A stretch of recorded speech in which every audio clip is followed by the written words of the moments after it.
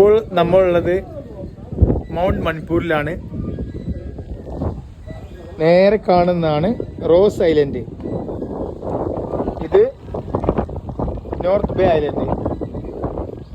പണ്ട് നമ്മൾ 20 രൂപയുടെ നോട്ടിൽ കാണുന്ന ഒരു വ്യൂ പോയിന്റ് ആണ് ഇപ്പോൾ കാണുന്നത്. ഇപ്പോൾ പുതിയ പേര് മാറ്റിയതാണ്. ഇപ്പോൾ ഈ അമിത്ഷായുടെ ഒരു പേര് മാറ്റാണിത്, മൗണ്ട് മണിപ്പൂർ എന്നുള്ളത്.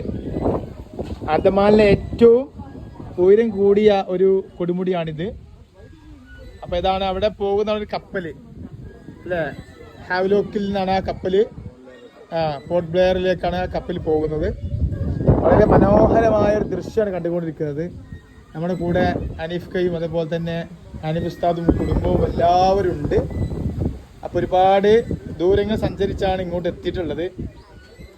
വളരെ മനോഹരമായ കാഴ്ചകൾ കാണാൻ കഴിയുന്നുണ്ട്. വളരെ തണുപ്പാണ്, നല്ല തണുപ്പ്. പണ്ട് കാലത്തൊക്കെ ഒരുപാട് ആളുകൾ ചൂടിൽ രക്ഷപ്പെടാൻ വേണ്ടി ഉദ്യോഗസ്ഥരൊക്കെ ഇങ്ങോട്ട് വന്നിരുന്നു എന്ന് പറയപ്പെടുന്നു. അതുപോലത്തെ മണിപ്പൂരിലെ ആളുകളൊക്കെ ഇങ്ങോട്ട് നാട് കടത്തിയിട്ട് പറയപ്പെടുന്നുണ്ട്. ഏതാണെങ്കിലും ഒരു മനോഹരമായ കാഴ്ചകളാണ്. വിവിധ ദ്വീപുകൾ, ആ ദ്വീപുകളിൽ നിന്ന് പ്രത്യേകിച്ച് റോസ് ഐലൻഡ്, പ്രത്യേകിച്ച് സുനാമി ഒക്കെ ഉണ്ടായ സമയത്ത് ഈ റോസ് ഐലൻഡാണ് പോർട്ട് ബ്ലെയറിനെ രക്ഷിച്ചതെന്നും പറയപ്പെടുന്നുണ്ട്.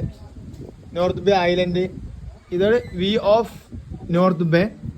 അതുപോലെ തന്നെ സുഭാഷ് ചന്ദ്രബോസ് അല്ലേ, അതുപോലെ തന്നെ വ്യൂ ഓഫ് ഷഹീദ് ദ്വീപ്, അങ്ങനെ സ്വരാജ് ദ്വീപ്.